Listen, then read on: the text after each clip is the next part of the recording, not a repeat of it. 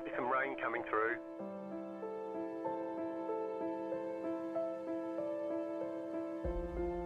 We expect rain soon.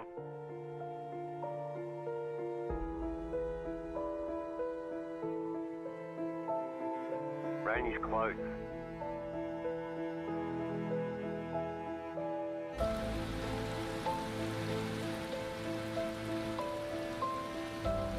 The session has been declared wet.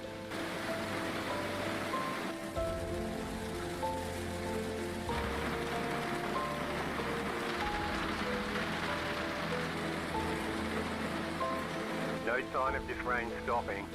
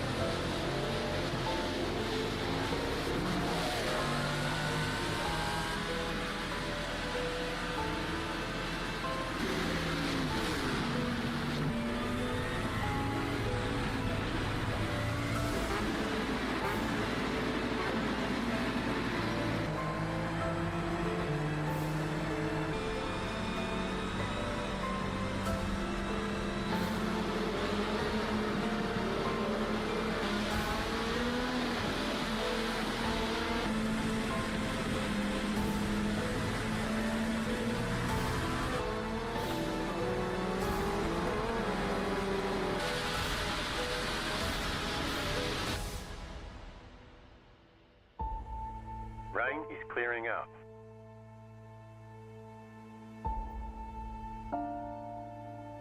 Rain should be gone for now.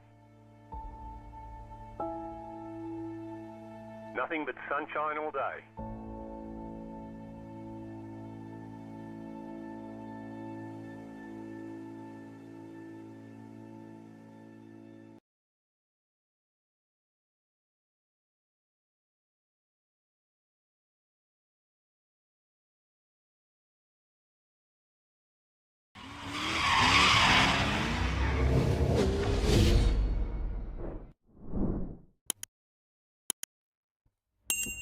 Ladies and gentlemen, boys and girls, welcome to a circuit that needs no major introductions. A track that over the years has produced champions, home to the SEBRING 12-hour, and now home to week 10, round 10 of the FMA World Endurance Championship. In the GTPs and GT3s, they take on the legendary circuit of SEBRING. This incredible 3.6 mile circuit with 17 turns and being the 8th variation, it is going to be home to a monumental fight for the championship. My name is Stephen Koenig, joining me on the mic and pushing all the buttons behind the scene, Jarvis Coy. Jarvis, welcome to SEBRING International. Welcome to the concrete jungle itself. And with it being our solid fight for the championship, this is going to be an interesting one. Week 11, apologies, and round 11, the second last round of the championship before we head over to Le Mans to see who will be able to take the fight to the sharp end. Indeed, and drivers have had 3 laps of qualifying as they have done now. It's a 60-minute race with unlimited tyre sets, no fast repairs, a 20-10 no DQ instant limit, so 20 instant points, so you get a drive-through penalty, a fixed setup for all of the cars, and 50% fuel. Going to be a dive bomb central part of the Hendricks Airbase back in the day. This concrete absolute circuit is going to be something interesting because we've been keeping an eye on the practice sessions, but we've been also keeping an eye on the championship. Anthony Sorrentino leads out the GTPs with Dustin Wells sitting with 88 points behind. 64 points behind him is Jacob Dick in third. Paxton Frith holds on to fourth place, just ahead of Ryder Poe, Paul Wetline, Curtis Kenker, along with Farias Ibrahim, Sasha Andrick, Chad Simpson, Cody Deek, Adam Brady, Alex Beheri, and Kobe Booker rounding out your top 14. How does it look for our GT3s?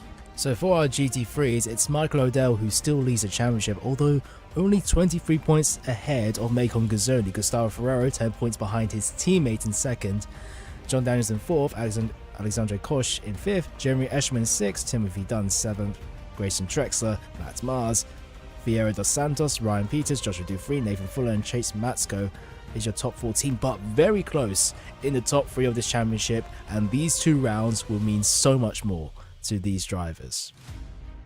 And critical all the way through. I mean, if you think about Jeremy Eshelman and Alexander sharing 10 points difference a little bit further down, even they out of the top 3 fight, it's still about clawing those points and seeing you can finish up in through the rig. Now, with that being said, Sebring multi-class racing. This is a circuit synonymous for incredible racing, but also here on the iRacing service and for many other sims, can be a rather challenging one as we take a look at Cody Deek finishing up his qualifying session and looking to really make things work. It's all about getting your braking just right, and you add a bit of a GT3 battle with these GTPs, well, it means getting in and out of the corners is going to be absolutely crucial for the drivers, and you don't want to get hooked up behind traffic, especially heading into turn 2. Turn 1, the long left-hander is going to be a difficult run, and you're going to be aiming for the cone on the left-hand side in the fence. To tell you, that's where the apex is. But let's take a look at where everything starts. Anthony Sorrentino will lead out the field with Brian Scott in 2nd place. The only BMW in the field is going to be Matt Mars, with Dustin Wells returning with the Wendy's in that 4th place.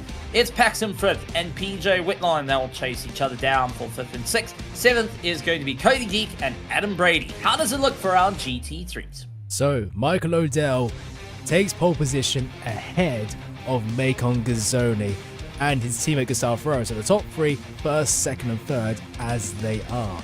Now below that is Logan Watson in the Corvette ahead of Timothy Dunn in the McLaren. Jeremy Ashman follows Joshua Dufresne in P7 and P8. Alexandre Catroy, P9, Joseph Spillman with no time. They're not able to put a time out there. Was doing a little bit of practice on wet weather tires in practice. The stuck in the catch fence Porsche having a little bit of an interesting run. But with that being said, we've got to talk about a little bit of an important point here in the FMA, as there's going to be a charity race. And while the drivers are making their way through, a friend, a fellow driver, part of the FMA family, John DeBeus, unfortunately passed away out on the 26th. So for the entirety of the field, they're going to be just taking a moment behind the safety car, not only to look at the championship, look at their positions, but also remember a friend and a fellow driver. The number 21 will be retired here in FMA, and from the entire field, we'd like to send our condolences to the family and here at the Racing Nexus, and take a little bit of time to just remember the life of John.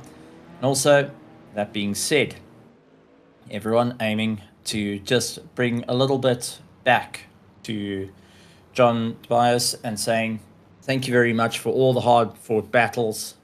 And unfortunately, that 21 number will not be seen on the grid here for FMA. So we'll take a brief moment just in remembrance for the number 21.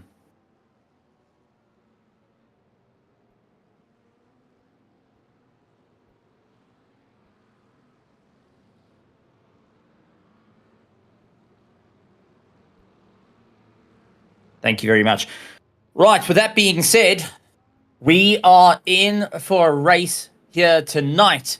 And it's going to be an interesting one, Jarvis, because it is the second last round of the championship, and everything is on the line for these drivers as they look forward to making things work. Anthony Sorrentino has been dominating in the GTP field, but tonight will be under a little bit of pressure as the rest of the field all coming in with a Cadillac, bar one driver, Matt Mars, going and deciding to be in the BMW, the Evo out there, the whale shark himself. And I've got to say, I give it all to Matt Mars in the BMW.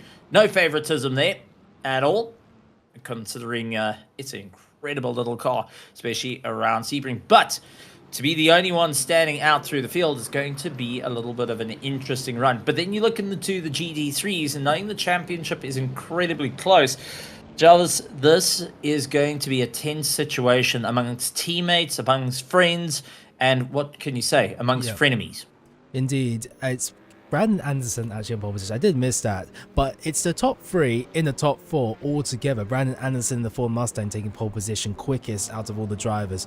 So you have a Corvette, a BMW, a Ford, all ready to go racing, and it's practically status quo. We've seen these drivers swap between cars, you know, Macon Gazzoni to a Ferrari occasionally, even Michael O'Dell going to an Acura GTB at the Nürburgring. So this should be fun, but as the hypercars make their way out, or GTPs make their way out of Le Mans Curve, they're going to be starting this race.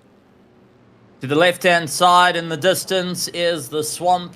That is going to be an interesting one that has seen toads come across the circuit and landing up breaking a few cars, but also back in the past had a couple of alligators walking their way through. But with a huge distance between the GT3s and the GTPs means that there's going to be an easy drive for the GTPs to try and break away. Our safety car will start to accelerate through sunset and look towards the pits, and all eyes go to the front. Brian Scott, Anthony Sorrentino looking to take their way off the field. Lights on, lights on, lights on. Green flag, and away we go racing. Cold tires, cold brakes as they charge on into turn 1. Flat out, all to the racing line. Immediately trying to make a good charge further up through the field. Brian holding line astern as it's side-by-side battle. Paxton Frith not going and losing a bit of time there, trying to see if he can get an immediate attack onto Dustin Wells, who's had a little bit of a rocky week this week in the FMA. Next to Jen, he found himself at odds, but it's Macon Gazzoni who's fighting out against his teammate, Gustav Ferreros. We got a big mistake coming in for Logan. Unfortunately, that Chev losing the rear end through turn 1, and now at the back of the field, having to try and pick up pieces. Oh, Cody Deek outbreaks himself and completely gone. He sends himself into the grass and joining up a little bit further back, and he's going to be really thinking, okay, that was not to plan. Michael O'Dell down to second place, finding out against Brandon Anderson. Looked around the outside, not going to quite get it, and immediately has to think about his opportunities, or what is he going to do. Brandon trying to hold on to that lead brings Ferreira and Gazzoni a little bit closer, and maybe a little too close for comfort, as O'Dell sends it down the inside, and oh, big thing coming in for Paul Whitline. Unfortunately, meatball flag for him just onto the first lap of the race. And we'll need a bit of repair work to his car. Oh, contact! And here's the problem. That's O'Dell, and he's into the wall. O'Dell is in the wall. Rear axle damage, engine damage, gearbox damage. This is just catastrophic for the GT3. And unfortunately, we'll tow back to pits Michael O'Dell, who's been faultless throughout the entire season, hooking wheels with Brandon Anderson, and finds himself in the pits. Let's quickly take a look at what happened there, because Jarvis, this is huge implications for the GT3 championship and not what Michael O'Dell wanted to have. Indeed, as Michael O'Dell goes down the inside of Brandon Anderson. Brandon Anderson fights back side by side. It's all well and good so far between the Corvette and Ford Mustang, but just going down the inside, I wonder if O'Dell kind of went towards the left slightly. It's a tough call. Let's go on board with the Corvette of Michael O'Dell here. It looked like he was trying to move to the... He was trying to close the door off without knowing how much space there actually was, and unfortunately went right over the nose of Brandon Anderson. And then you could see the remnants of Paul Whitline's Cadillac, unfortunately broken in the pits from earlier. Paxton Fifth finds himself in 5th place, trying to make his way through. And here is what happened to PJ himself. Paul, unfortunately, going and running into a world of hurt as the rear slips out, spins out towards the wall, smashes the nose, and you can see immediately that front suspension on the left-hand side saying, no more, I'm done, and decides to lie off to one side. Not what you want to have out there, but this has just changed everything as Timothy Dunn out there in the Vice City livery. Gotta say, love it. It's definitely absolutely great to see the little bit of Vice City going in, shown out on the car, especially with the recent events that's happening in the world of gaming. Yep. Going and paying a little bit of homage. But now, for Ferrero and Gazzoni, it's time to put your differences to one side because you can maximize the points here. Yes, you're fighting out in the championship for 2nd and 3rd, but 1st place is looking on the line here. This is an opportunity of a lifetime. This is something gifted to them. And Brandon Anderson, well, no fault of his own by the looks of it, unfortunately, did have a car go right over his nose and unfortunately taking a solid impact. This is a big turn of events and completely has thrown the championship into disarray. And I'm taking a look. Michael O'Dell has retired the car by the looks of it as well. So Michael O'Dell is not going back on the track and is out of the race completely. That is catastrophic for the championship, meaning he's not going to score a single point here for the second last round. Yeah, indeed. And that does throw the championship wide open. 23 points is the gap between himself and 2nd place in the championship, which is Gazzoni at the moment. And Ferraro, 10 points behind his teammate, so 33 points. This completely makes it so that in the final round, the championship in GT3 will be decided in the final round of the season. And at the legendary circuit of Le Mans. But till we get to that point, Sebring is the mini Le Mans for many people. That's going to be keeping a big, big eye out. Now, as we see Jeremy Eshelman trying to make his way through the field, he's had a solid time in the world of the FMA Next Gen on Monday. But Anthony Sorrentino now continuing his chance. On Sunday is the FMA Next Gen. Monday is the GT3, where all these drivers go and fight out in monstrous fields, roughly about 50 cars out there. Matt Mars finds himself in the only BMW, and we cast our eyes back to earlier in the season where it was a fight between the Porsche, the Acura, the Cadillacs, all having a go at one another, and then the field leaned more towards the Porsche versus the rest of the field. Well, now it's going to be Matt Mars, Stark alone, that BMW. Logan, however, making a bit of a comeback after his earlier spin, now fights out to see if he can move on through the field. And, well, a solid run for Watterin as he tries to get it all together. He does get past Alexander Katori, part of the Brazilian contingency that have come over to the American League and been putting on a great show. Alexander hasn't quite been in the championship, but he's been keeping it pretty consistent whenever he hits the circuit. Well, Timothy Dunn keeps ahead of Jeremy Eshelman, starting to open up that little bit of room, holding on to 4th place with the McLaren. It's going to be a bittersweet pill to go for Michael O'Dell, watching everyone as they make their way around the circuit. Paul Wetline, unfortunately, keeps an eye on the GTP, but Dustin Wells returns in the Wendy's and finds himself in 4th place with Matt Mars within arm's reach as they head into sunset.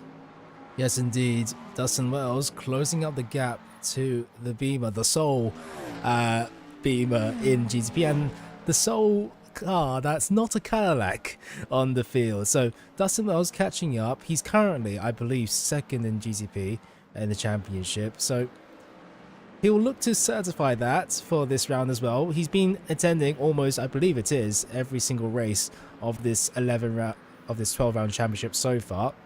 This is 11th round, of course. Oh, Dustin Wells with a bit of a oversteer moment, exiting out of turn 3. So it's gonna have to wait. It's still a 2nd gap between himself and the Beamer, of course. Dustin Wells, unfortunately, has not found himself with any wins this season. 3 top 5s, 6 top 10s. He's done 9 starts and finds himself now just going and 88 points behind Anthony Sorrentino. But with Jacob Dick chasing him down at the moment, holding on for 64 points behind him in 3rd place. Now, Dustin Wells is looking to see if he can make it work to try and move up through the order. He's looking to try put himself onto the podium, but with Matt Mars, it's going to be a difficult one, as Matt's never a driver to back off and continue to back off for anyone. Doesn't matter whether it's in the GT3s, the GTP, or even in the next gen. Matt Mars is going to try his best, as we do see Brandon Anderson now starting to open up the room. 7th overall, 1st in the class, and trying to see if he can keep that consistency, as Gustav Ferrero trying to close down in 2nd place. Macon Gazzoni holds on to 3rd. The teammates not going to be giving each other a little bit of reprieve, but focusing on what they need to do. There'll be that underlying discussion of who can move forward, what's the plan for the race, but you can be sure there's a little bit of hush in the pits as well for team strategies, as both Gazzoni and Ferrero fighting out for that top spot now. Yes, indeed. Brian Scott still in 2nd place, ahead of Matt Mars by 1.6 seconds. 1.1 seconds ahead of him. So, pretty close in GTP, just after 9 minutes, heading into 10 minutes completed of this race so far. It's been a semi-quiet affair ever since lap 1. We saw Michael Odell have an incident around this section of the racetrack.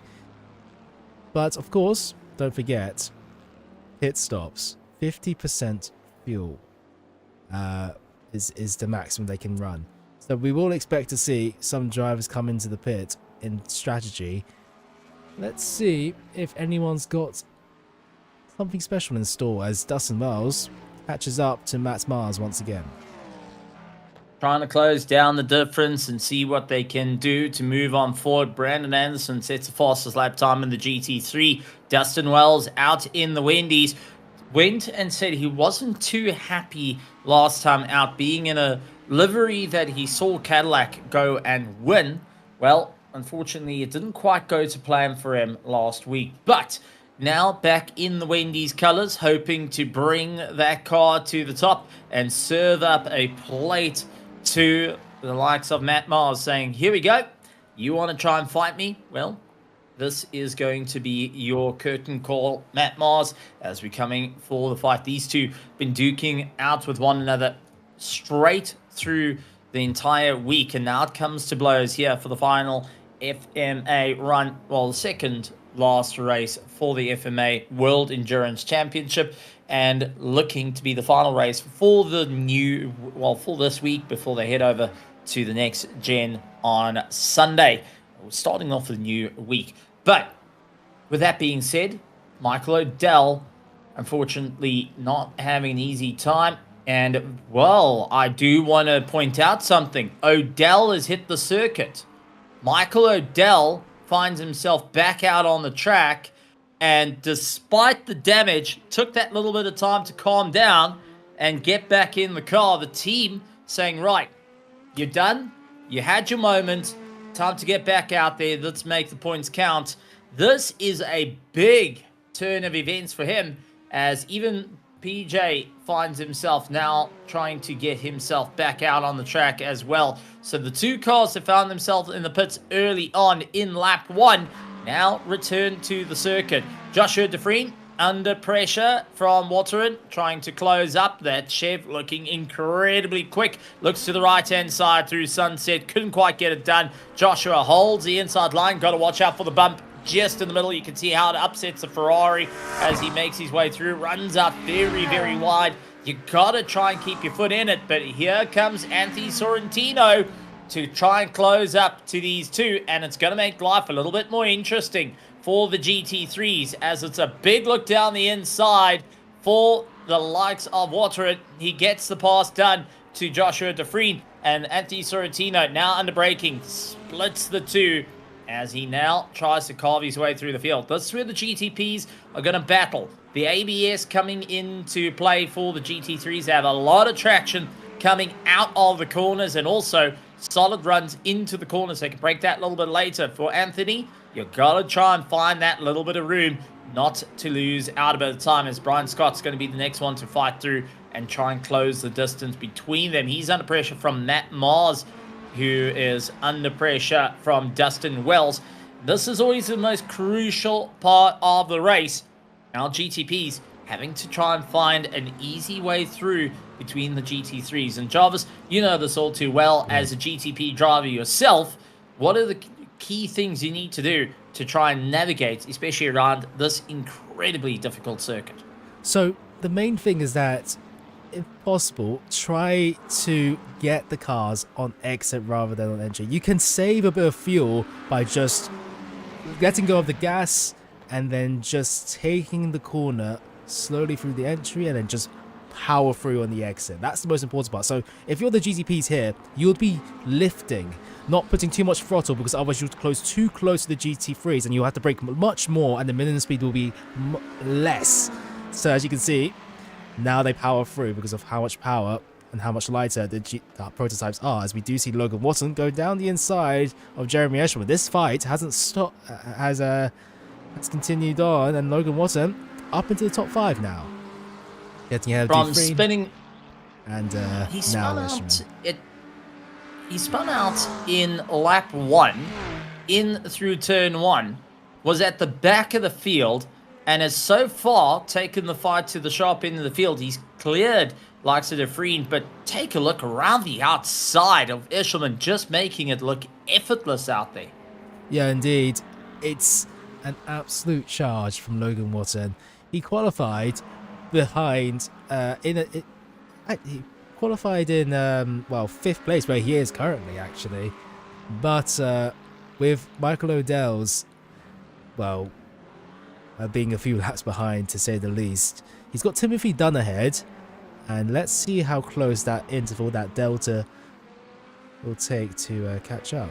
Sorry, let's see how quickly that delta will go down. Logan at the moment on his last lap was a 2-minute 01.2. Timothy Dunn was a 2-minute 2.4 despite the fight, as we do see Matt Mars trying to get a little bit feisty behind Brian Scott and having Dustin Wells all over the back of him. A quick flash of the headlights, big look down the inside, a clear past Macon Gazzoni, who at this point does not want to lose out any drive. He wants to keep a solid fight through because it's in for the points now. And you can see how Dustin Wells had the short end of the stick there. Couldn't quite clear past Macon Gazzoni as fast as he would like. It allows Brian Scott to open up a bit of room. Matt Mars to try and close that difference. And Matt Mars in the newest of the GTPs on the iRacing service. Well, the revamped BMW into the BMW Evo package, where the nose is a little bit smaller, the big air vents, but now trying to clear past the Ford Mustang. It's going to be easy for Scott, but not so easy for Matt Mars as he catches up on the exit of turn 1, and that's going to allow Dustin Wells a bit closer. Dustin, hard on the brakes, trying to make it work, and has to hit the brakes a little bit harder, as it's a solid run for Ferreira. And once again, the GT3 is able to break that a little bit later compared to the GTPs. And unfortunately, Dustin Wells, once again, that short end of the stick, starting to play a little bit of frustration games. This is where the drivers to try and compose themselves, because nothing's worse in, as a faster car, you get stuck behind a slower car, so you want to try and charge your way through, but that's when the mistakes start creeping in. Eschelman puts pressure on to Logan, trying to find his way through, and Michael O'Dell going and stomping his authority in this race to remind the drivers, I'm not done yet, as he sets the fastest lap time of the race.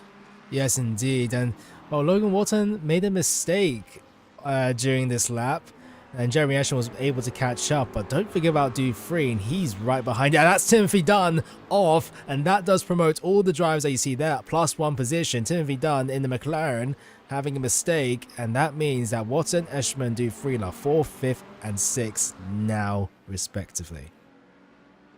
That little run for Timothy, unfortunately, and excuse a dad joke, done, dusted.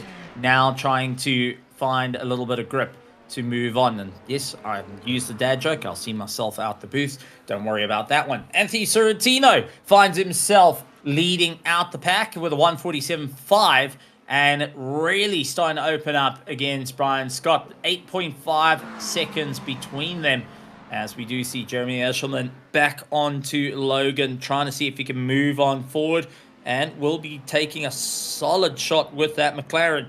The driver not holding back, as we do see, unfortunately, Joshua DeFreed visiting a little bit more out of Sunset and losing that little bit of drive. But now for Jeremy Eshelman, he's in the tow, staring at the back of that Chev, looks towards the inside, going to keep it tight. Unfortunately, going to lose out a lot of drive and just couldn't find that little bit of grip. Unfortunately, that's going to slow him up and immediately bring Joshua back into play. As Brian, under pressure, the All-American Cadillac now goes and sees the German manufacturer, the BMW, hunting down its prey. The Whale Shark now trying to find that little bit of a run. And once again, Michael Odell going to play that Jaws theme song as he tries to catch up to Alexander Couture. He's a couple of laps down, but is most certainly making it known he is in this race and will be keeping a solid run.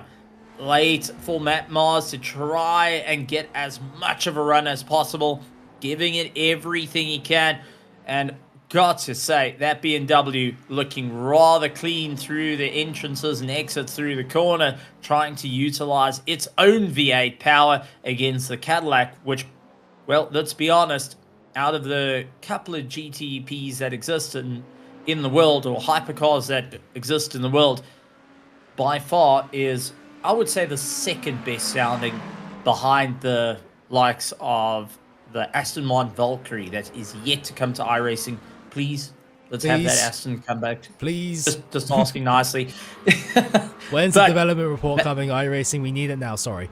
Anyway.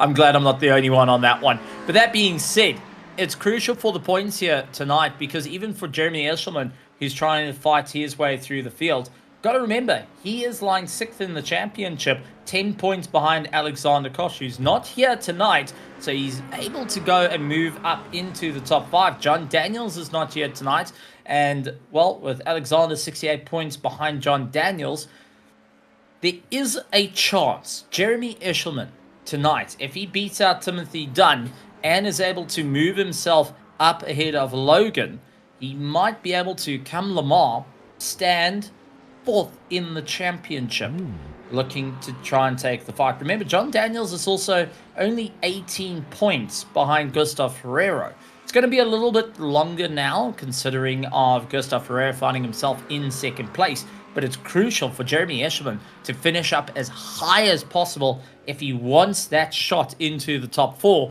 And if something had to go wrong, touch wood, and I'm holding on to the wooden desk as hard as I can, anything had to happen to both of the Brazilian drivers, he has a chance to touch 3rd place in the final round.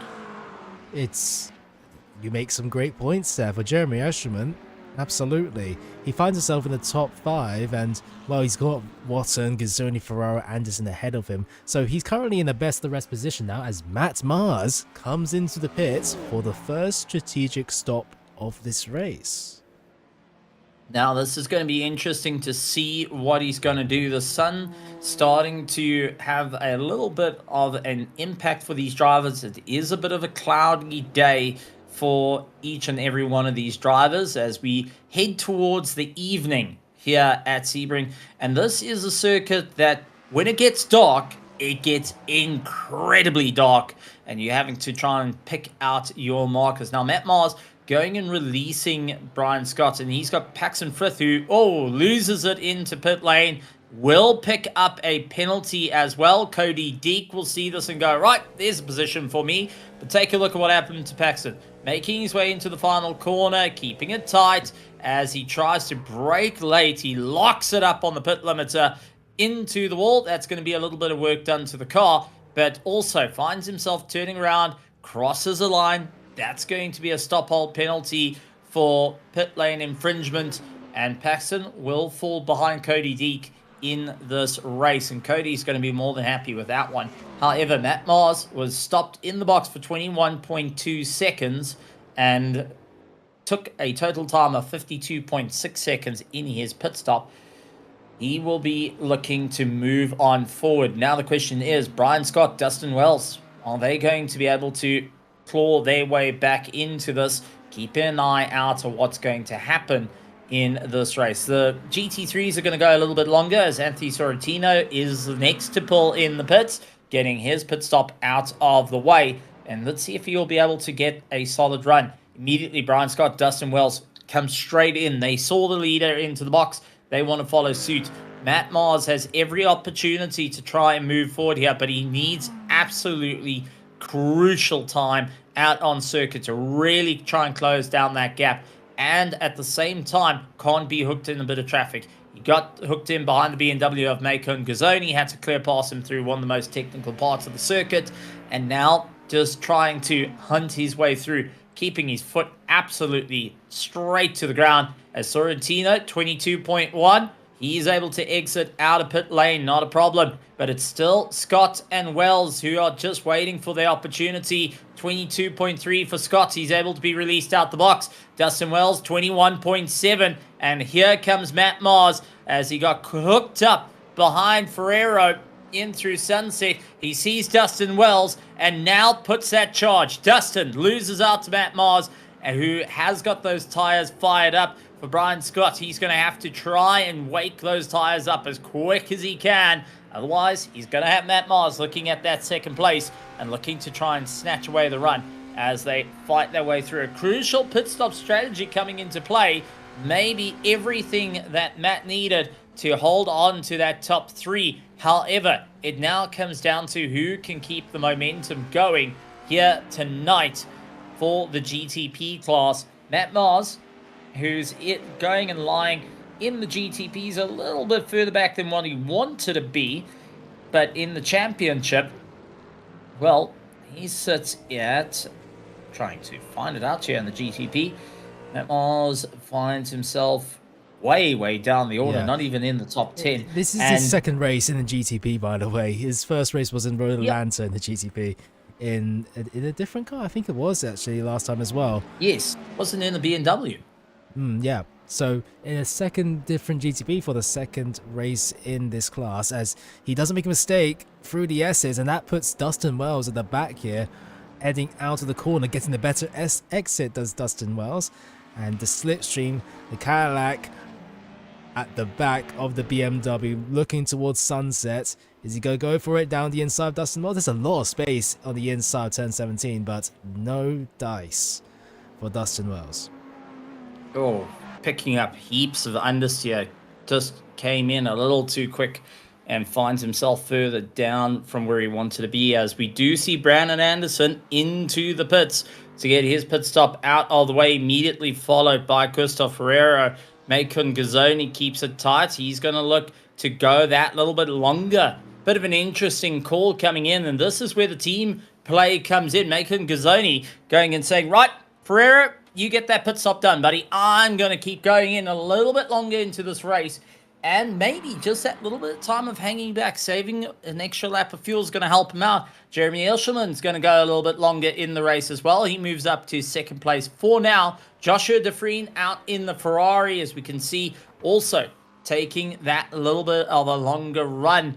And it is going to be Michael Odell trying to fight his way through. But take a look who finds himself going onto the track. Odell sets the fastest lap. He does look to his right-hand side, and there is the very Mustang that changed up the championship race.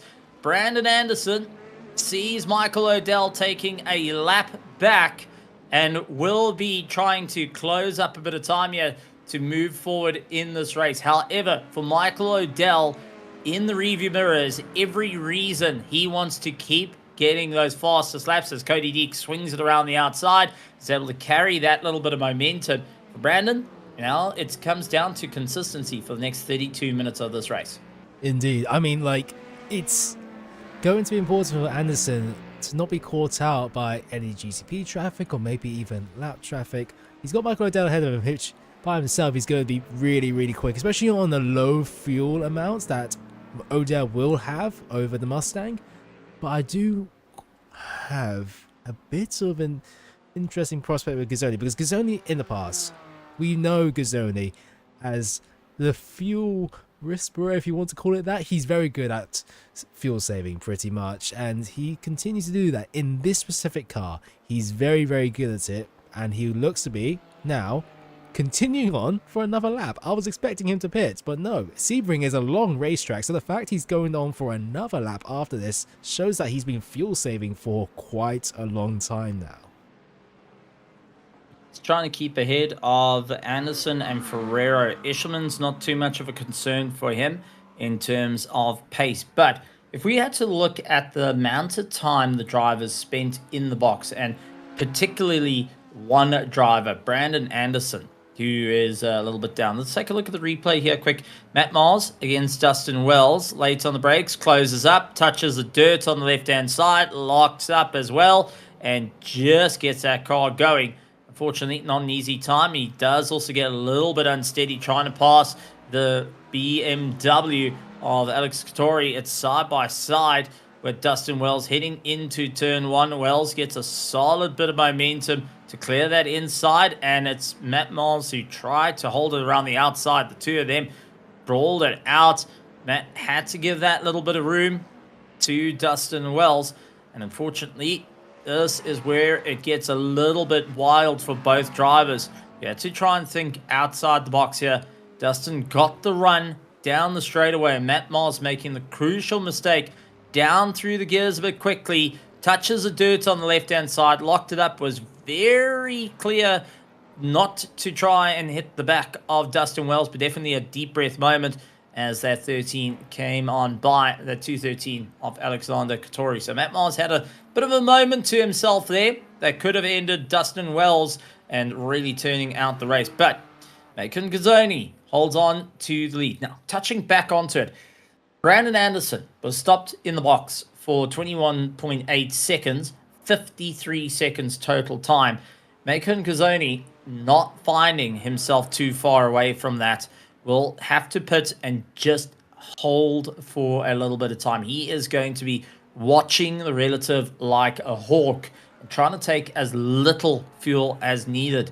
Jeremy Eshelman, I'm sure, will be the next driver to dive into the pits as he exits out of Sunset, puts his car to the right, gets that brake, and into the pits without a problem. Brandon Anderson going to be seeing an opportunity here to retake the lead, but Macon Gazzoni stopped on the blocks now, 30 seconds in the pits, 14-15 on his blocks. He's going to lose out the lead of the race to Brandon Anderson. That's not too bad, but Gustav Ferreira is the problem as he's off the jacks. He's on and going. Gustav Ferreira comes gunning his way through, sees his teammate, and just by a hair going and finding himself ahead of Macon Gazzoni. Looking at the pit stop time here, Jarvis, 53.4 for Macon Gazzoni. Gustav Ferreira, 53.0 on the blocks.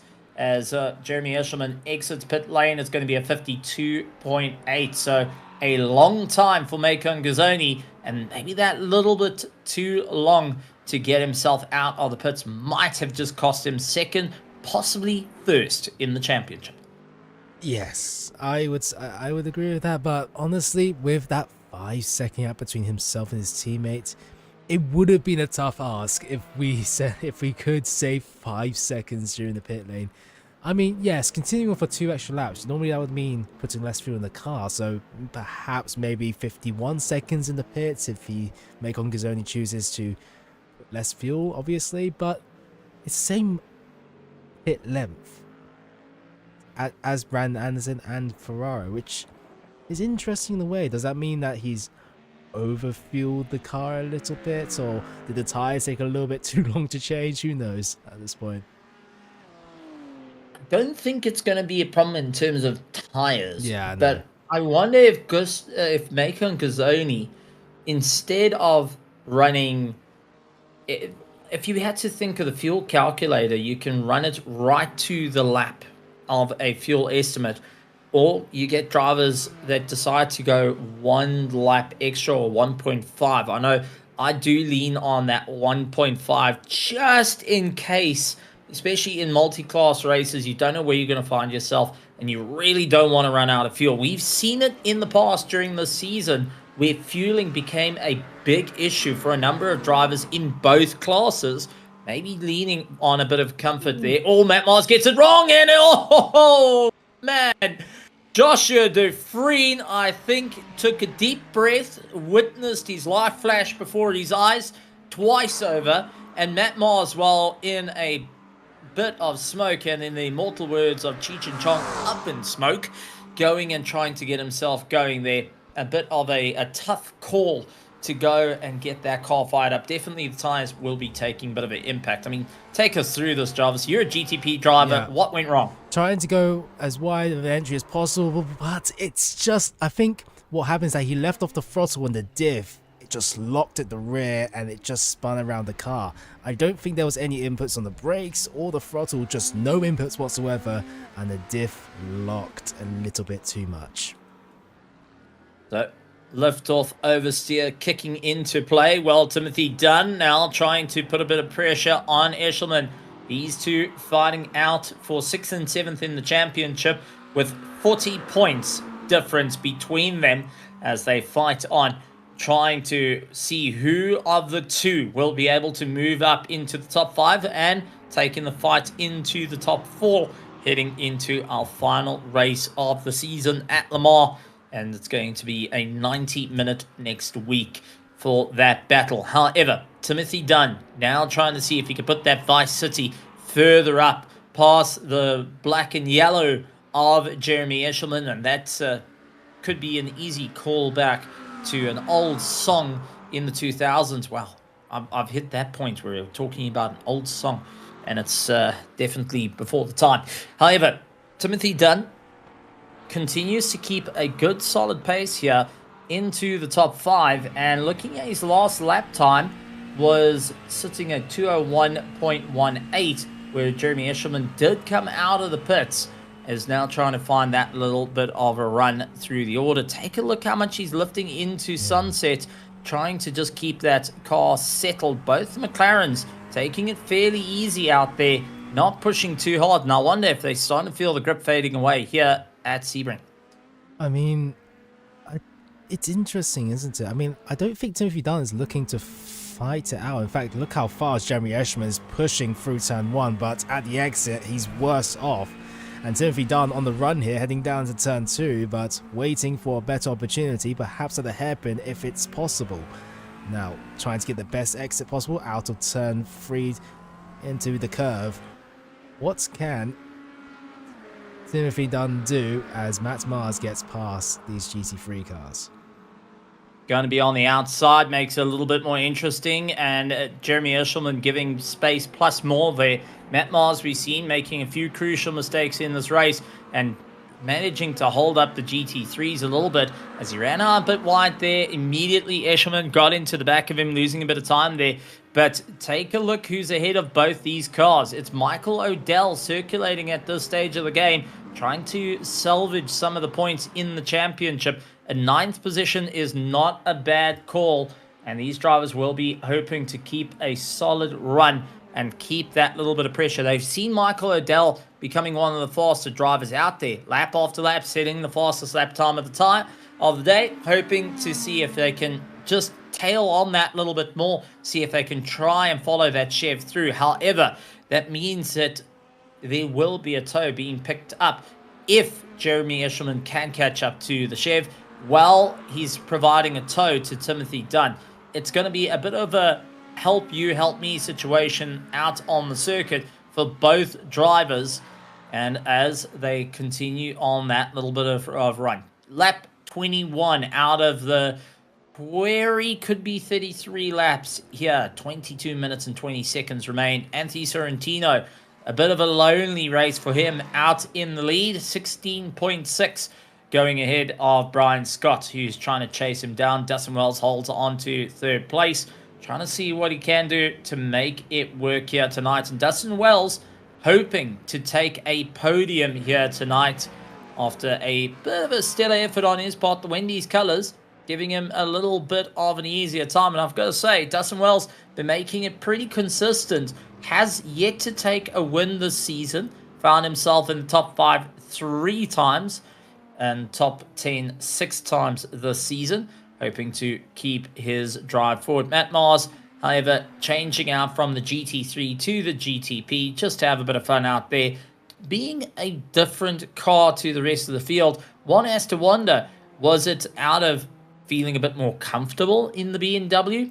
Or is it just wanting to be a little different from the rest of the field that has picked a car that is naturally strong around the circuit?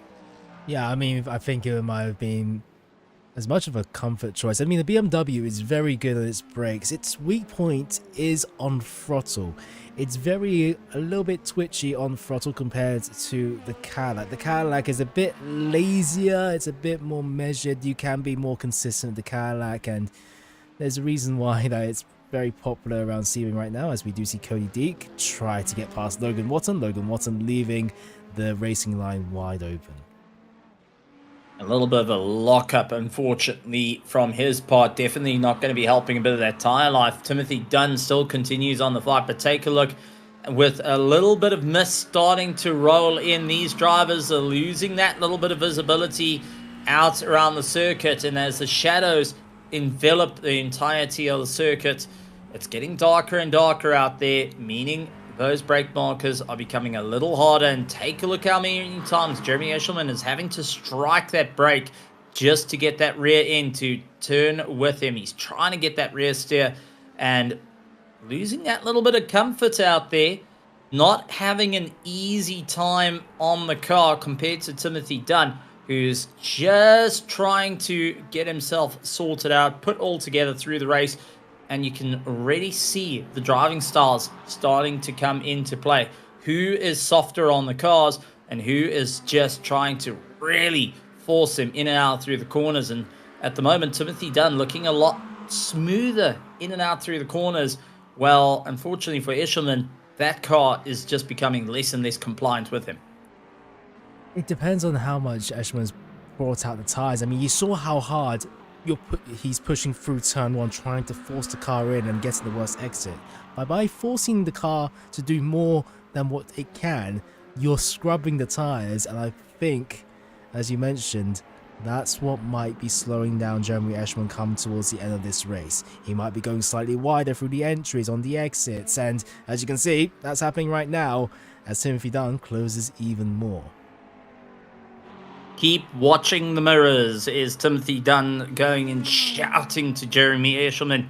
Keep watching the mirrors as these drivers continue on the fight. Eshelman just watching Timothy Dunn applying that pressure, and all that he needs to do is just sit in the wings, wait for an opportunity that's starting to build. You seeing your opponent making critical mistakes and losing out a bit of time as Anderson into the pits. Ferreira taking over the lead of the race.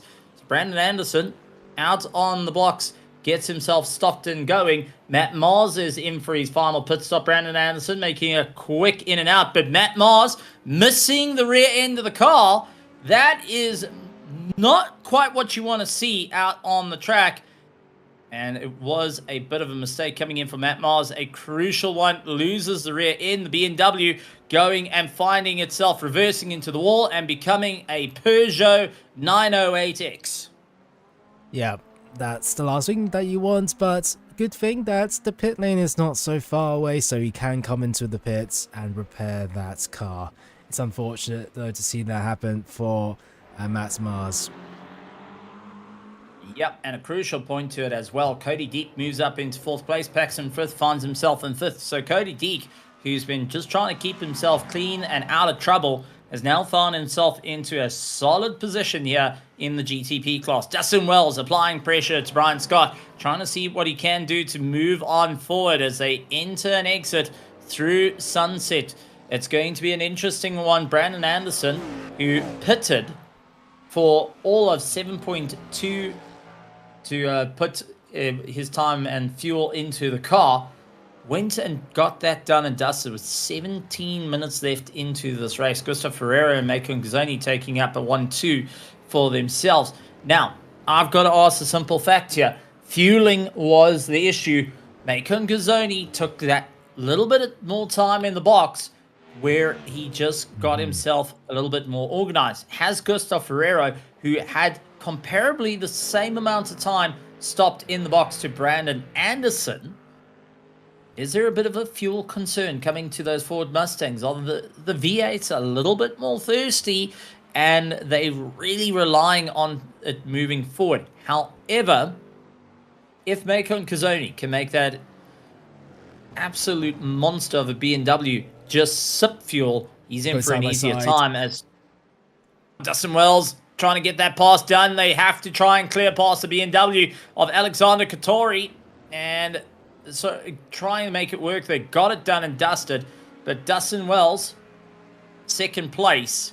Brian Scott into third, a little bit hairy behind the GT3. But once again, I'm looking at that fueling. I'm wondering, did Gustav Ferreira take a little too less fuel as Brandon Anderson had to pit? I would say that Anderson might have been pushing more. Ferraro has been taking it relatively easy, I imagine, as the headlights begin to glow up. It's getting darker and darker, although by the end of the 15 minutes, it won't be like midnight, but it'll definitely be the evening times.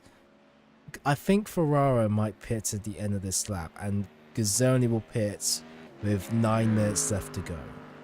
That's my guess. Well, Logan's gone into the pits and sorting himself out. He was stopped on the blocks for 6.8 seconds with the Chev and gets himself back out onto the track, trying to push that a little bit more. Dustin Wells hoping to keep it all together, now finding himself in third place after a crucial mistake and losing out to Brian Scott. Here is what happened. Out of turn 1 into turn 2, just straight on. Couldn't slow the car down and had to try and bring it back neatly. That little bit of hard on the brakes and it's just not being compliant is something we're starting to see out of quite a variety of cars here. And as the lights start to come on, you can quite easily get dazed out on the circuit, as immediately Timothy Dunn trying to close up to the front of the back end of that incredible Jeremy Eshelman car. Now, I do want to touch on here something. Have you ever noticed two of the exact same cars, the McLaren 720S Evos, due to setting up the way your lights work? Take a look. The endurance lights on for the one and no endurance lights for the other. You know, I never really put into thought, but yeah, that is definitely different. I wonder how the configuration is. Say that again? Your setup makes that little bit of a difference. Oh. Because in your actual setup, you can choose whether you want to have your Enduro lights or your normal lights. And that little bit coming off the front of Jeremy Eshelman's car, that's the Enduro lights. You could see that 3 LEDs on the nose just above the radiator makes that little bit of a difference. However, the normal 720S just uses headlights. Paxton Frith, however, trying to push his way forward, is not going to be noticing the difference in headlights between the two McLarens and will be continuing on the drive. But a nice little interesting detail on the iRacing service to see that. However, Gustav Ferreira finds himself 5.6 seconds. Remember, stopped on the blocks for Brandon Anderson was 7.2, and for Logan, who was in the Chev, who stopped on the blocks, was 6.8. He will now try and see if he can push that a little bit more. 12 minutes and 47 seconds to go. If Gustav Ferreira can maintain the lead of the race, well, this is going to help him get a lot closer. He's continuing on.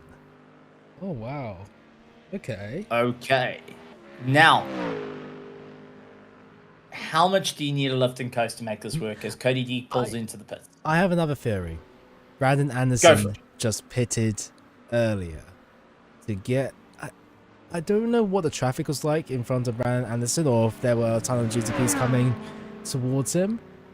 But at this point, I'm just theorizing that Anderson hit it earlier with 15 minutes left to go rather than maybe 10 or 8. But on that side, I'm not too sure why you wouldn't go and see how long you can do to get a shorter stop during the pits and not carry around that extra bit of fuel with that distance.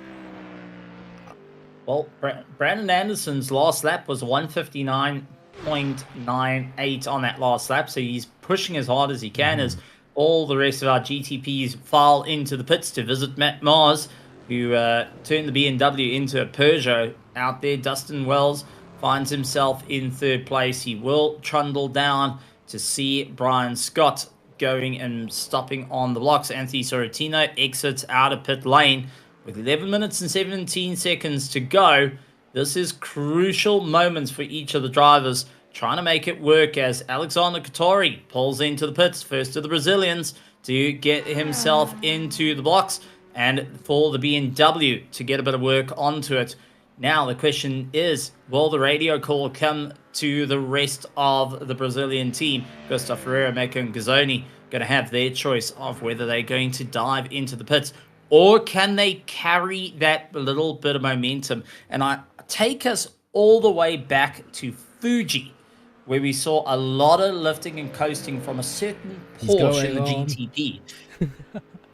I think he's risky for the biscuit here.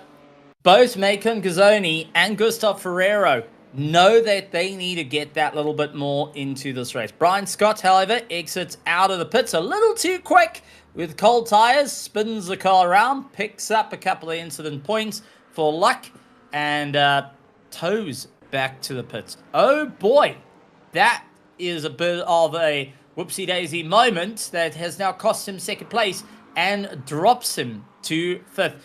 Our GT3s continue, and Jeremy Eshelman trying to snap the toe, as we saw, to Timothy Dunn. Yeah. But Gustav Ferrero, Macon Gazzoni finding themselves a little bit closer towards each other on circuit, and I'm sure at this stage of the game, lifting, coasting, and just praying for the engines to suddenly become a hybrid and use as little fuel as possible. But Eshelman under some serious stress out there. Okay, so you heard Timothy Dunn behind Jeremy Eshelman like 10 minutes ago.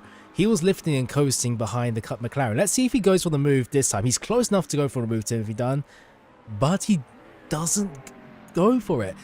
He's lifting and coasting behind Jeremy Eshelman, constantly at the rear of his car, and was playing the long game, but this time he's actually going to fight for it. He's going side by side and heading into the next corner. Eshelman will have the inside line, Timothy Dunn on the wide line, but Eshelman braking later manages to get the car stopped in time, just about. But yeah, Timothy Dunn lifting and coasting ever since he came out of the pit. So he has a lot of fuel in that car, and he definitely could go to the end with 8.5 minutes left to go. He's going to have to. Yeah. He's going to have to. If he wants to fight out for this 4th and 5th position, he needs to keep going that little bit longer in this race. He needs to go and lift and coast. He needs to short shift into it and try and get to that maximum gear, short shifting his way through. This is a big moment for both these drivers, as they do see Cody Deak, and you can immediately see Jeremy Eshelman knows he's under threat, tries to snap that toe as much as possible because he sees Timothy Dunn going and making dead sure to utilize that slipstream, and all he's doing is helping out his run. Gustav Ferreira finds himself 5th overall, first in class. Macon Gazzoni now 8 seconds behind his teammate and closing at a rapid pace. Take a look. We just mentioned 8 seconds. It's now starting to get a little bit closer between the drivers. 6.7 seconds. It is falling at a rate of knots. Ferrero most certainly is looking at his fuel calculations and possibly ran it down to the last marks. They would be on their second last lap. They're hoping for Sorrentino to just come through to really try and close things up, because this is where you starting to think, okay, I need to make this work. I need you guys to get round me into it. So we're on lap 29 at the moment, 7 minutes to go. Gustav Ferreira is lifting. He's trying to get this car to the end. He knows the single stop is what he needs. Jeremy Eshelman's trying to fight and save fuel at the same time. He's been pushing harder through the corners, but Timothy Dunn applying that little bit of pressure to him, seeing an opportunity here, just absolutely hunting down. He's trying to find a pass, but at the same time save a bit of fuel. It's a little bit of a balancing act between these two McLarens, as Gustav Ferreira keeps it tight through sunset. Okay, He's so going to go longer. Okay, so they pit. So what I'm confused now is why did Brandon Anderson come into the pits? Because at this point, going for about 6 laps extra from when Anderson pitted, what happened to Anderson to come into the pits? Because it's looking like it's kind of a semi-comfortable one-stop. Logan did 2 stops. Yeah. Alexander did 2 stops. Yeah, that's... I'm wondering because, well, Ferraro and Anderson came into the pits at exactly the same lap. But Ferraro is managing to get 6 laps extra fuel at the very least and could go to the end. You don't do that by lifting coasting. 6 laps around Sebring is long. It's super long. And they were held in the pits for the same amount of time as well. It's kind of perplexing to me on what is the strategy here for Anderson. I mean, Anderson is catching up. The gap went down from 10 seconds to 7.4 seconds. But you don't gain 6 laps worth of fuel by purely lifting and coasting. If you're carrying enough corner speed heading into it, so not relying too much on the throttle. Remember, Gustav Ferreira backed miles off Brandon Anderson at the start of the race. He was carrying more speed in and out through the corners, taking less opportunity to stand on that throttle. Also, not bringing the revs all the way through is helping him out. Same as Mako and Gazzoni. Those engines weren't going right through the revs, and the engine notes were telling a different story to the likes of our leader. So he's pulled into the pits. Now the question is, Macon Gazzoni pitted on lap 15, and he's going to go longer into this race. Macon Gazzoni, if he can make this work, is going to be watching like a hawk whether this is going to be it. He's got to last 4 minutes in this race. He's got to try and keep Brandon Anderson, who's a hard charger right now, as Gustav Ferreira exits pit lane. It was a 2-minute 0.14 for Anderson, who's now 7 seconds behind Mako and Gazzoni. Gazzoni did a 2-minute 0.3. Gustav Ferreira found himself into the pits. Was running 2:01s out on the last lap.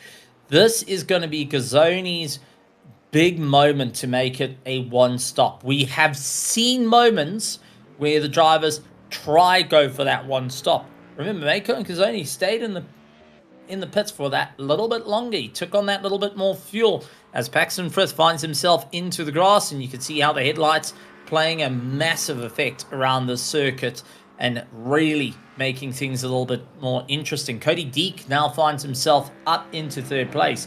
And for Cody, that's a solid one, as he finds himself for the 4th time this season into the top 5 and is now looking to score a few points to move up ahead of Chad Simpson, Sash Andrick, Faiz Ibrahim, Curtis Kanker, and PJ Wetline, who unfortunately is out of the race from an early one.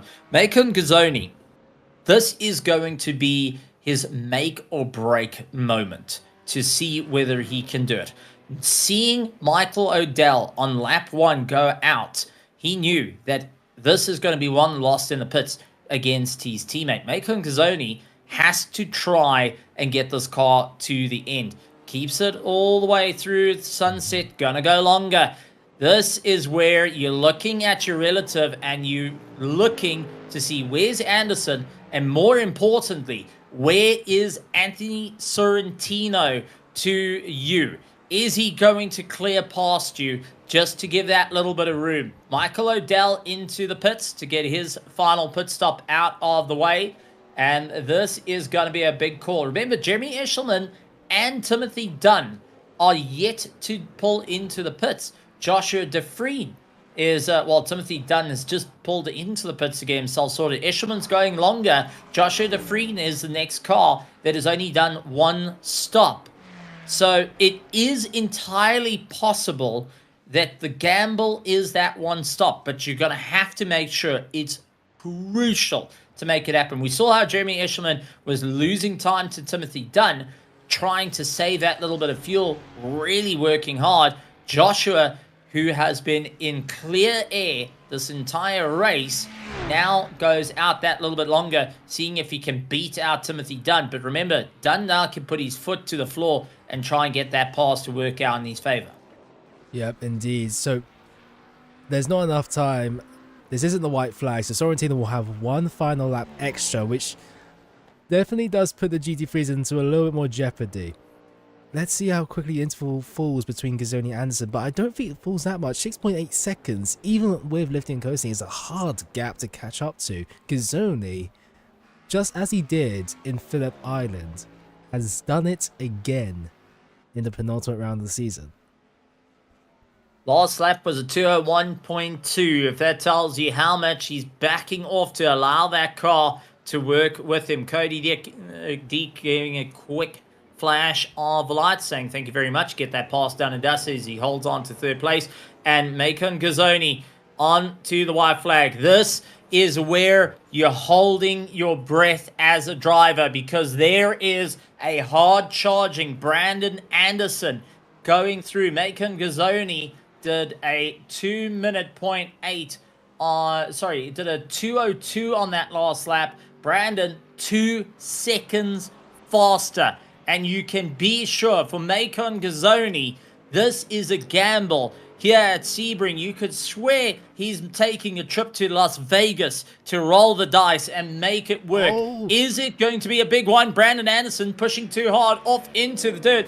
Jarvis, we are seeing an opportunity. 3 drivers is taking a one stop here at Sebring. Macon Gazzoni, a victory here tonight will put him within arm's reach of Michael O'Dell taking the championship to the final race of the season. Indeed, it's going to be a hectic one, but I honestly, the championship flipped on its head. O'Dell will be in the pits at the end of it in 9th place. I don't know if he scores points or if he's going to finish in the pits or not. He's been there for 4 minutes. But yeah, Gazzoni winning this race. Gustavo Ferraro not too far behind as well in the 3rd. And Gazzoni and Anderson, they're starting to split apart. But, well, take it away for Anthony Sorrentino.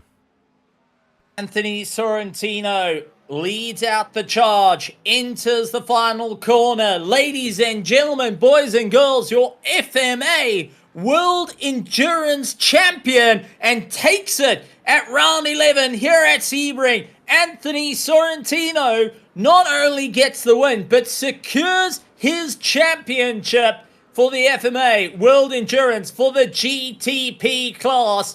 What a drive on his part. Macon Gazzoni has done it, and you can see how he's absolutely ecstatic to come across the line. The one stop worked in his favor. Anderson will take 2nd place in class. Dustin Wells takes a 3rd here at Sebring, with Cody Deek taking a 3rd. Gustav Ferrero will now find himself behind his teammate and will take over that 3rd place. It's a 2-3 for the Brazilian team. Cody Deek taking 3rd in the GTPs. Wells 2nd in the GTPs. And Sorrentino takes his championship. And you can see the excitement going through, Jarvis. This means a lot to the driver. It's been a long season fighting it out tooth and nail. It has been 11 starts and 11 finishes with 4 wins underneath his belt. A top 5 11 times, a top 10 11 times, and came into this with 407 points. Now goes and opens up the championship even further for the GTP class, making it a solid, secure. Macon Gazzoni will take the fight to Lamar. 19 minutes to duke it out for the championship in the GT3 field. Dustin Wells will take second place here tonight, and unfortunately doesn't have the chance to fight for first place, but will fight on for second. We got to see history here at Sebring. Yet again, the drivers going and putting on a show. Yet again, an incredible race. And well, Sebring going and giving a big shout out for these drivers. It's been an eventful one, and one purely based on strategy, at least for the GT3s. For Anthony Sorrentino, what can I say? He's turned up to the majority of the races, dominating a few, being consistent in a lot of them, and you can't say that it's not deserved for Anthony Sorrentino. But let's have a look at the race results. For our GTPs, Anthony Sorrentino, the 604, and your champion, takes the win here tonight with Dustin Wells, 28 seconds behind the Team Wendy's. Holds on for that second place ahead of Cody Deek in third. The Oath Racing holds on for a solid jump. Paxton Frith will go and fight his way through to find himself in fourth place. Brian Scott, Matt Mars, Paul Wetline, and Adam Brady, unfortunately a non-starter for the GTP field. But the big talking point comes in for the GT3, Jarvis. Macon Gazzoni winning it out and taking the championship fight over at Le Mans. Brandon Anderson finishing in second after pitting for a second time during the race. Gustavo Ferrero finishes and rounds off the podium here. Jeremy Escherman with one stop as well, finishes in P4. Timothy Dunn, P5, Logan Watson in P6. Joshua Dufresne pitted at the end of the final lap. So he did come into the pits at the end of it, so that's why he's behind both Logan Watson as well. Alexandra Catroy, Brian Scott, Michael O'Dell rounds off that GT3 classification. Unfortunately, Joe Spielman unable to get out on the circuit, will not see a single point. That being said, got a couple of drivers to have a chat to, and let's bring in our third place here tonight in the GTP class, Cody Deek, to come and have a chat to us. Cody, welcome to the commentary box. A third place here tonight. A little bit of hard work and a little bit of consistency, finding yourself up on that third place spot. How are you feeling? Definitely good. Just happy we finally broke the P4 curse. We've seemed to got 3 in a row, and thought the race was over at the beginning when I locked it up and just made a crucial mistake. But I mean, we never gave up. We just kept pushing and kept our heads down, stayed clean for the rest of the race, and Lady Luck was on our side tonight. With that being said, it moves you into the top 10 fight into Lamar. This is a good haul of points, and I'm sure taking a lot of momentum heading into the final race of the season.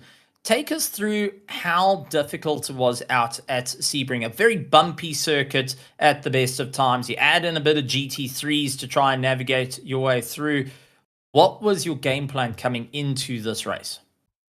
I mean, the game plan was just keep it clean. I mean, I put in a boatload of practice this week. I've been practicing elsewhere who are also doing GT3, GTP, like practice sessions. And I mean, this is the most I've ever practiced at a track, which is why I was so disappointed that I locked it up in that corner, because I'm like, I haven't done that at all. So for that lockup, that scared the crud out of me. I was just hoping not to get into anyone. Thankfully, I was able to avoid the one driver, and we kept it clean. No cars were hurt, but definitely a scary moment. But yeah, we put in a lot of practice, and I'm glad to see that it paid off a little bit, even though a lot of it was luck tonight. Well, you can say luck, but consistency was key. You were one of the more consistent drivers out there. Fastest lap time of a 150.0 and last lap time was a 153.8. But you were keeping consistent in the 150s to the 151. That being said, the Oath Racing car carrying the momentum into the final race of the championship in 90 minutes around the fabled circuit of Le Mans. How are you feeling? I mean, I've put in a couple practice laps, so I'm like, I'm not gonna sit here and toot my own horn and be like, oh, I'm so confident going into it, but I have a little bit of confidence. It was a fun track. I've never actually raced it before. And look, I'm just here for fun. I sadly I joined in at like race 7, race 6, so I'm like I didn't really have a shot at the points. So I'm just here, just enjoying it. It's gonna be the last race of the season with the car, so sad to see it go, but I'm gonna enjoy it while I got it.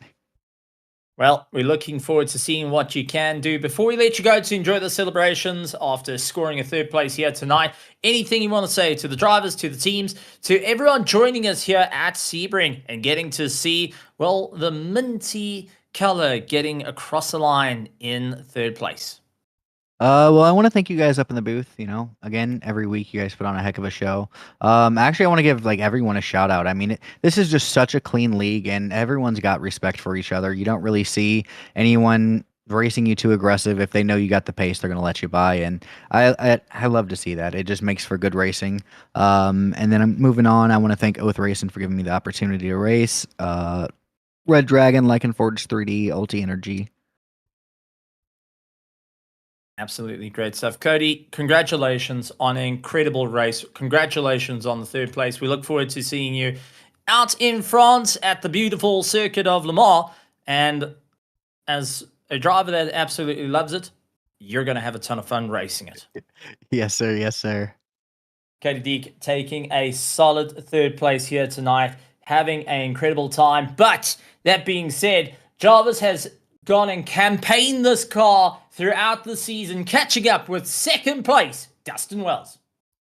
Dustin Wells, welcome to the interview pen. Finishing in this race in second place, back in the Wendy's colours for round 11. Talk me through that race, because you, at the start of it, were fighting it out with Matt Mars and also Brian Scott as well. That 3-car battle for the majority of the race, and then one by one they started to lose to attrition. What did you do differently? How did you finish in second? Oof, I'm gonna be honest with you. I don't even know. I'll be completely honest with you. I mean, once I got past Brian the first time, I was like, oh shit. Didn't expect to really get up here, but then I locked him going into 2, 3, and then I was like, it's over. Well, for some odd reason, I didn't know he was taking tires, so I was like, oh, I beat him off pit road. Let's go. And then from there, it was just kind of preserve the car. There's no need to push. I ain't catching Sarantino. But it was a blast battling with those boys, though. It was a great battle, a 3-car battle. You guys were in very, very close to one another, but once again, the P2 finish, the win still eludes you this season, doesn't it? It does. Only one race left. Because in Road Atlanta, you missed out very unluckily, even with Sorrentino unsure of the internet, and you did finish P2 here. You finished P2 today as well.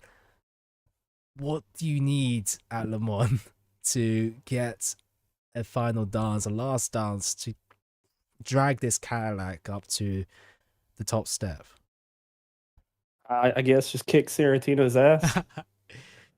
Yeah, absolutely. And, Le Mans, as mentioned, it's a 90-minute race. It's much more of an endurance than any of the past rounds that we've had. What is the most important thing that you need to do to get the best result there as well? Just by yourself in the car, not anything else around you. Just do what I normally always do. Preserve when it's time to attack. Kind of play off other people's mistakes is a really huge one. But honestly, it's just put the blinders on and not really pay attention to what's going on around me. I mean, of course, I do, whatever. That was a odd way of putting that. But anyway, but like I said at the beginning of that, kick Sarantino's ass. I think at this point, you're pretty much confirmed to be second place in the Drivers' Yes. Championship. Talk to me about the season as a whole then, up to round 11. You turned up to the majority of the races, of course, and you finished with very highly, very consistently. Are you happy to be second place in the Drivers' Almost Championship? definitely. Mm-hmm. That I couldn't ask for anything else at the beginning of the season. I didn't even think I was going to get this far.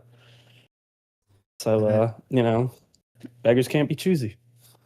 And finally, is there anything you would like to say to the people in the virtual grandstands, to FMA and its partners, and of course, if there's anybody else from your side that you would like to shout out? As normal, I would like to shout out FMA, everybody at Threshold, my brother, his kids, friends and family, and least but by not whatever. Hold on. Yeah. Anyway, Aaron and the Big Cheese. I messed that up. But and you guys, I will miss y'all whenever this series is over. Thank you very much, Dustin Wells. Well done on finishing P2 in both the championship and today's race. And we will see you next week for Le Mans. Yes, sir. See you at Le Mans. See you.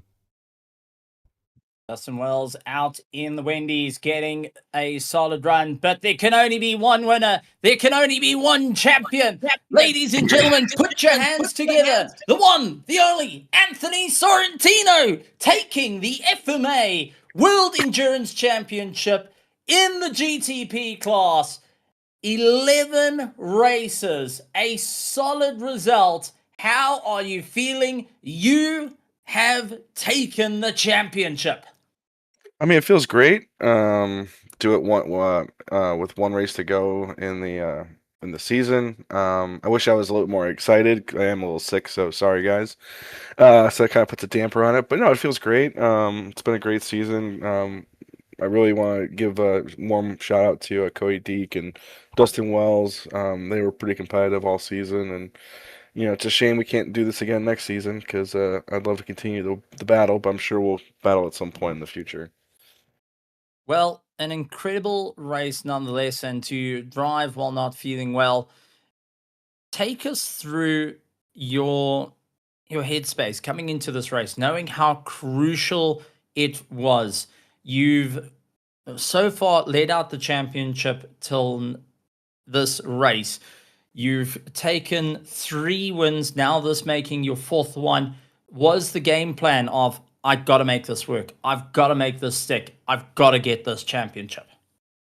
Yeah, so as far as like just going into it, obviously I practice a lot, got the right setup. I actually dialed it down, the setup a little bit, made it a little bit softer, a little bit more compliant, a little safer. I dialed in a little more downforce than I was running in practice just to kind of make sure like I was consistent. I didn't want to get in a situation where, the car got edgy or anything like that or stepped out. I just wanted to be as neutral and as compliant as possible. And just went out and hit my marks and kind of settled into a flow state there in my second stint. And all of a sudden, my spotter says 1 lap to go on fuel and pitted, and then the rest is history. With that being said, we talk about consistency is key. You, by far, had the lowest incident count this entire season, going in 10 races before heading here to Sebring. You only had 27 incident points, which by far beats out the field. Just thinking to the season, what was the moment for you, the highlight moment that really you had to push out of your comfort zone to try and step your way to the sharp end of the field? Well, you know what? I'm gonna go back to race 1, St. Petersburg, because it was a new track. It's a track that is not forgiving. You make one mistake, you're in the wall. That really could have set the tone for the entire season if I would have lost it, but it was the opposite. I won it. It proved that I could win in this class, and coming out of last season where I felt like I was wrecking almost every race, and not to my fault most of the time, but just being in stupid situations and getting a suspension at one point. Come out of that and rebound this season and just hit those marks, be consistent, and I just took it a race at a time, one position at a time, one driver at a time, and came out the W. Well, a solid season, a solid fight. And with that being said, anything you want to say to everyone standing at the side, all up on their feet, all waiting to hear the words from the FMA WEC GTP champion taking it here at Sebring? The floor is yours, Anthony. I just want to give a shout out to everyone in FMA. It's been a great season, great ride. All the competitors in the class and in GT3, Cody, Kobe Booker, who's actually had to drop out because he's back in school. He was great during the season. Ryder Pogue, I give him a shout out. He was competitive for a while there. Dustin, Jacob Dick, Alex Berry. He was a fun to race against. All those guys, Matt Mars, the mod, Chase, everybody. Gotta give a shout out to everybody, really, you guys. And I just look forward to the 90-minute finale next week, and gonna shoot for the fifth win and the fifth car of the class in the BMW. Gonna have to make it work. The BMW being the latest of the pack coming in with the Evo. Stellar work. Congratulations on your championship victory.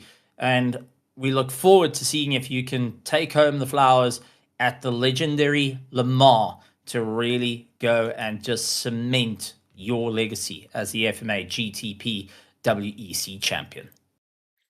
Thank you, guys. Appreciate everything. Anthony Sorrentino taking the win here tonight to the championship and going down to Le Mans in the BMW. What a better way to go and say farewell to the season. But this race had everything, Jarvis said. Had you and I working out math, scratching our heads. Not often does the two of us go back and forward trying to figure out who's going to be at the top of it. Yeah. We did. Yeah. It was definitely a head scratcher in terms of strategy, but the drivers know exactly what they're up to. And yeah, I mean, I wish we could talk to some of the GT3 drivers if we were able, because the strategy there was interesting as well. The GTPs did their job and went to the end with a two-stopper for the majority of them as well. It was an interesting race from both sides. An incredible race, an incredible season, and next week we head to Le Mans. We head out to France for the 90-minute special event. Folks, you don't want to miss it here at the FMA World Endurance Championship. We got plenty coming out on the Racer Nexus channel, and you don't want to miss any of it. Make sure you hit the subscribe button along with the bell notification icon, and we look forward to seeing you on September 3rd for the final race of the FMA World Endurance Challenge. Big thank you to all our sponsors and partners here at FMA, powered by the Vortex Racing, and also to Mars Wraps, Mars Harwood. Also, a big thank you to FMA for having us around. Big thank you to Apex Sim Racing, our partner with Racer Nexus, and TrackCam for Gourmet. Got to also give a shout out to Jobs Coy, not only pushing all the buttons, doing math in his head, plus commentating, and have to deal with me shouting in his ears. So big thank you, Jarvis. Sorry about the deafness. I'll definitely pay for the hearing aids at the end of this. But with that being said, folks, we're looking forward to seeing you guys returning back to the track. Big thank you to all you petrol heads. Big thank you to the drivers and teams. But folks, it's time to head out. We leave the USA. We set our sights to the legendary Le Mans circuit for the final round.